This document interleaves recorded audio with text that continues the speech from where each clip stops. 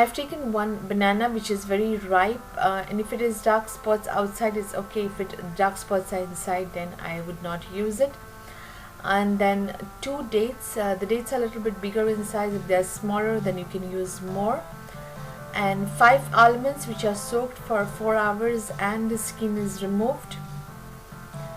Some cardamom powder, about 1/4 a teaspoon, and saffron is optional, and a glass of milk. So just chop bananas very roughly and add it to the blender, and I'm going to add the dates. Seeds are removed from the dates, and some almonds. If you're using almond milk, then you can add walnuts instead of almonds.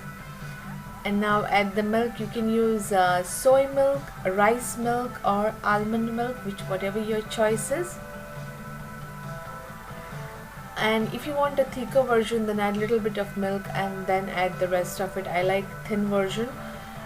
I'm going to add about 1/4 teaspoon of cardamom powder. Cardamom powder is very good for digestion, so I'm going to add that. It goes well with the sweet dishes.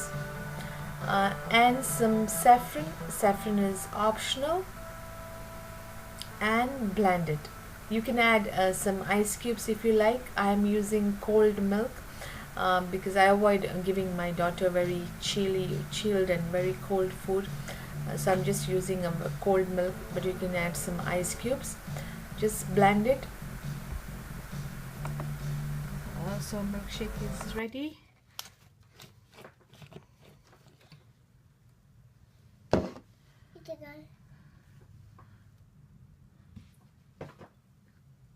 Milkshake? Yeah, I already have a customer ready for milkshake. Okay. Milkshake both are a milkshake very yummy.